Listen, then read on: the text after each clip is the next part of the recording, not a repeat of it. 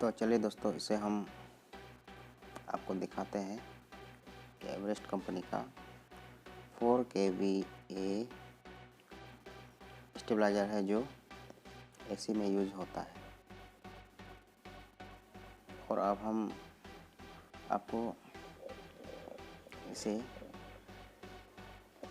Line में test करके दिखाते हैं कि ये क्या प्रॉब्लम क्रिएट कर रहा है। तो दोस्तों, हमने इसे लगा दिया है, इसे ऑन कर दिया है। तो हम आपको आउटपुट दिखाते हैं। पहले तो देख लेते हैं कि कहीं बॉडी में करंट ना पास हो रहा हो, क्योंकि ये फॉल्ट है। देखिए, लाइन ऑन में इंडिकेटर नहीं हो रहा है और आप देख सकते हैं आउट में भी नहीं। और हमने नो आउटपुट लीड पर ये टेस्ट कर रहे हैं, इस पर आउटपुट नहीं दिखा रहा है। तो चलिए फिर से इसे हम टेस्ट करके कंफर्म करते हैं। देखिए, ये आउटपुट नहीं आया। इसे हम खोल के देखते हैं कि अंदर में कुछ फॉल्ट दिखे। चलिए हम इसे खोलते हैं।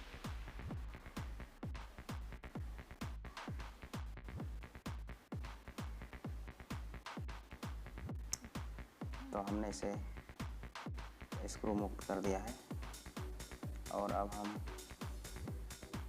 इंटरनली देखते हैं, अगर कुछ दिख जाए ऐसा फॉल्ट जो हम इसे ईजिली पहचान सकें।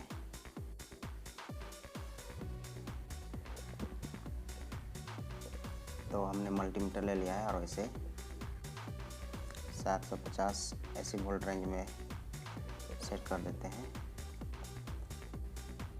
और देख रहे हैं 0 इसको मैं अब आपको अंदर में टेस्ट करके भी दिखा दे रहा हूँ कि आखिर प्रॉब्लम किस जगह में है। तो टेस्टर से पहले फेस चेक करने के बाद हम इसे अब देखते हैं कि करंट कहाँ पहुँच रहा है। तो हम न्यूट्रल और फेस में देखने से हमें करंट मिल जाता है 243। और हम यहाँ पर जब टेस्ट करते हैं तो कुछ नहीं आ रहा है। तो चलिए हम फेस न्यूट्रल फिर से चेक करते हैं मेन इनकमर वाले सप्लाई वायर से। तो यहाँ भी हमें 243 244 करंट मिल रहा है, यानी कि हमारा मेन सप्लाई लीड सही है। और नीचे में हम फिर कंफर्म हो लिए। तो चलिए हम बारीकी से कुछ जॉइंट को चेक करते हैं। और जॉइंट में भी हम चेक करते हैं फेस और न्यूट्रल। तो ये न्यूट्रल वाला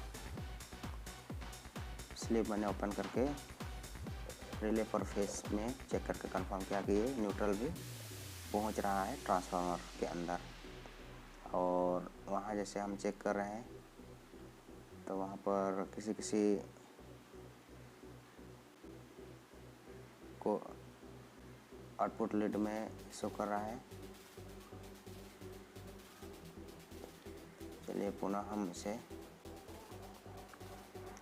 दूसरे टैपिंग का स्लीव ओपन करके इसे हम फिर से कंफर्म करते हैं।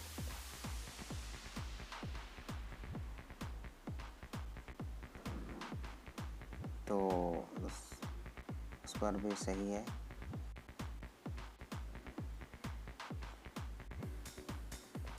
तो हम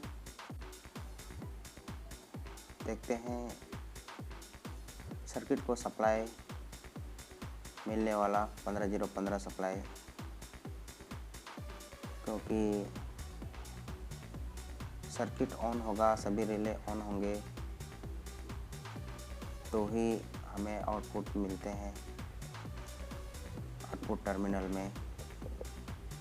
जो सर्किट में हम सप्लाई चेक कर रहे हैं, देखिए आपको दिख रहा हो तो सप्लाई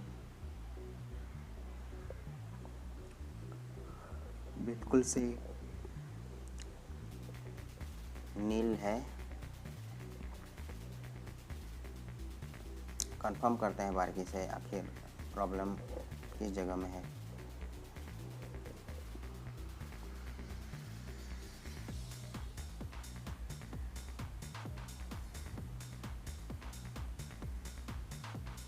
ये आउटपुट कोर में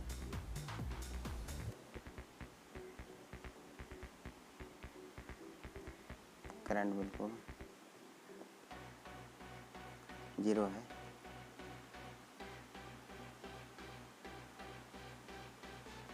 मैंने ट्रांसफार्मर खोल दिया है क्योंकि अब हम इसमें बारीकी से चेक करेंगे कि ये सर्किट का जो सप्लाई होता है उस पर हमें सप्लाई नहीं मिल रहा है। तो हमने ट्रांसफार्मर को खोल दिया है, पूरा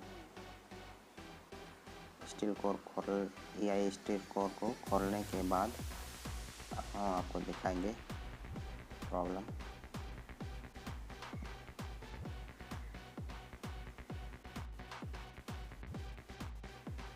तो सारा कोर हटाने के बाद हम टोटल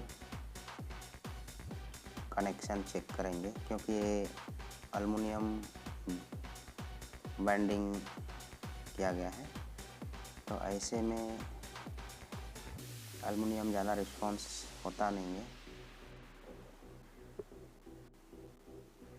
एक्चुअली में सोल्ड किए हुए जगह पर मॉइस्चर और रस्ट होने की वजह से कभी कभी ये सप्लाई देना बंद कर देता है।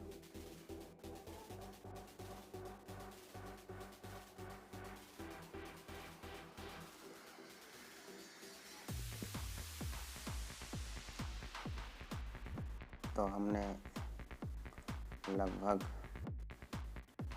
सारे कोर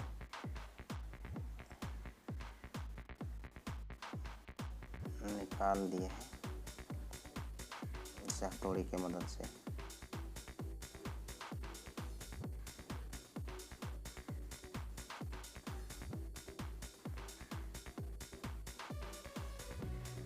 तो ये हमने खाली कर दिया है और अब इस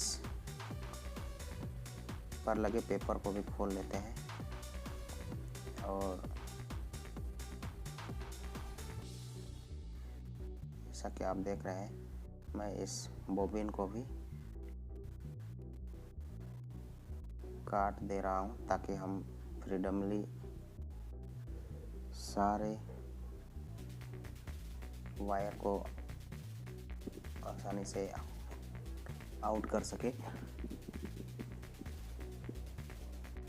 और ये मैंने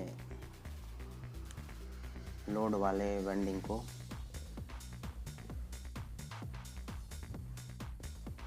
हटा दिया है। अब देखते हैं इस सर्किट वाले सप्लाई में कि इनका कनेक्शन कहाँ से है। तो इसका भी हम ये पेपर सेपरेटर हटा देते हैं।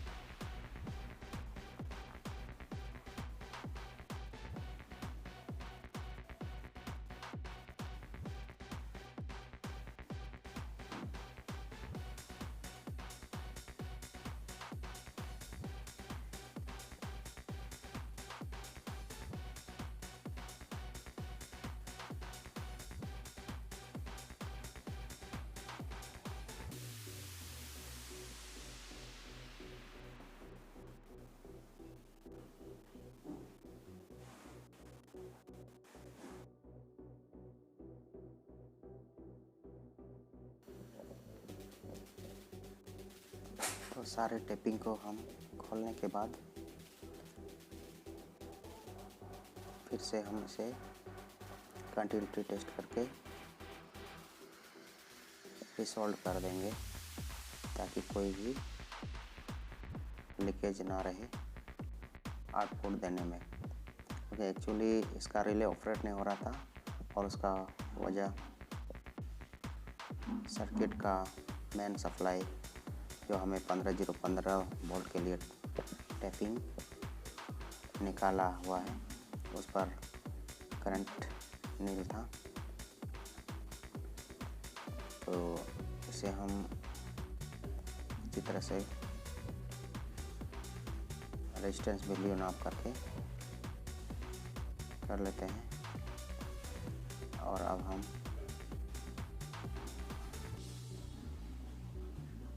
ये वाले साइड में हमने फॉल्ट पाया ये येलो वाला वायर में कि उस पर एक वायर मिस कर गया था, जॉइंट मिस कर गया था।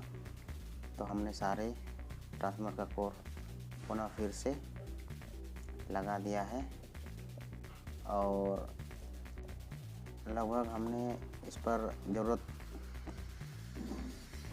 तक का ही वायर को ज्वाइन कर रखा है। देखिए आप देख सकते हैं यहाँ पर ब्लू वाला वायर को मैंने अभी छोड़ दिया है जो वहाँ से डिस्कनेक्ट है और रेड वाले को मैंने जोड़ दिया है। तो मेन फेस और न्यूट्रल मैंने सप्लाई ट्रांसफार्मर को दे दिया है ताकि हम आपको टेस्ट करके बता सकें कि ये अब वर्किंग करने। और ये 15015 सप्लाई को भी मैंने जोड़ दिया है क्योंकि 15015 सप्लाई ही इस ट्रांसफार्मर में नील था जो कि आउटपुट नहीं था। अब हम चेक करके इसे आपको दिखाते हैं। तो ये रहा, आप देख सकते हैं लाइन ऑन में इंडिकेटर रेड दिखा रहा है, आउटपुट नहीं है। तो चलिए हम बिना टाइम डिले किए हुए टाइम डिले को प्रेस करते हैं और ये ग्रीन जल गया। तो अब हम इसे आउटपुट में भी देखते हैं। आउटपुट में देखिए हमें बल्ब पर करंट मिल रही है, पुनः दिखाते हैं। तो आप देख सकते हैं कि ये एक छोटा सा बीमारी की वजह से ये ट्रांसफार्मर पूरा फेलियर हो गया था, ये पूरा स्टेबलाइजर वर्क नहीं कर रहा था। तो जब भी हम स्टेबलाइजर ऑटोमेटिक स्टेबलाइजर देखें तो पहले हमें देखना चाहिए कि रिले का साउंड आ रहा है कि नहीं, कट कट की आवाज़। और ये कट कट आवाज़ आएगा ही तो आपको लाइन ऑन इंडिकेटर दिखाई देगा, जिससे हमें आसानी से और बनाने पर मदद मिलता है। तो आपने देख लिया, फिर से दिखा देते हैं कंफर्मेशन ये चल रहा है।